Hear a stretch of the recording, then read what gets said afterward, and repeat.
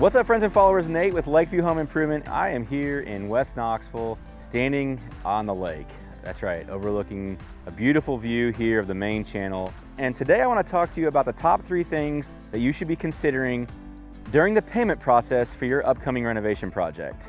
So first things first, before a contractor is going to come out and get excited about your project, they're usually going to want to charge you some sort of consult. That's really just for their time. It's pretty common this day and age for that to be a thing. Most often that does get applied towards the project if you move forward. Beyond that, then once they're out there, they're going to draw the whole thing up. They usually will charge some sort of deposit to get you on their schedule. Then from that point forward, there's going to be some sort of a progress schedule. They're going to expect payment typically before they'll start a phase of the project. So that's pretty common. More often than not, that's the case because they're hoping for you to finance the project rather than them have to float the materials on the front end. So at that point, you may see 2 or 3 progress payments on your project, depending how large it is and really what the phases look like. So I know what you're thinking. Don't worry, if this person is licensed, bonded, insured, is any reputable business and has any sort of following on social media or anywhere in the local community, they are not going to try and stiff you.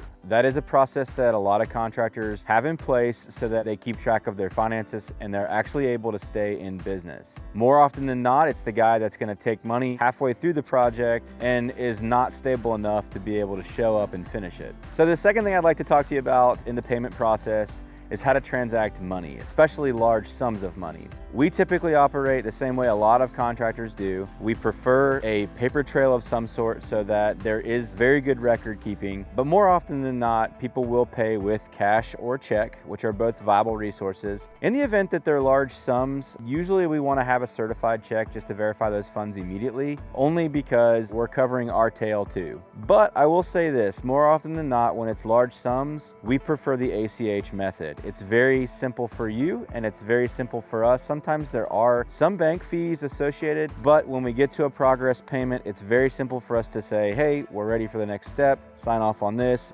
boom, the money's wired, the guys show up the next day. The challenge with not getting paid in a timely fashion is that we can't come out to do the work until we get paid. That's just the facts. So once we see those transactions occur, the guys set up shop and get to work. All right, so third question here is, how do I know the contractor's not just gonna take my money and run? Valid, because in this day and age, there are plenty out there that are fly by the night. However, the best way to tell is, one, you've got something in writing on the front end that shows what the arrangements are and it's scheduled out based on the progress of the job. So if for some reason you get an uneasy feeling that your contractor has taken your check and is not coming back, 2 things you can do. The State of Tennessee Contractors Board is a great resource. You can call them, tell them what's going on. They will put a big weight on top of that contractor's license. The second thing you could do would be call your bank. You could put a stop payment on your check, or you could even discuss stopping a wire transaction. This is where cash isn't always king. So do your due diligence, make sure you have it in writing, and just cross your T's, dot your I's, that's it. So that's all. Those are the 3 main things you should consider when discussing payment processes with the contractor for your next upcoming project. As always, if this information was helpful, informative, please like, share, subscribe, pass it amongst your family and friends, and we will catch you on the flip side.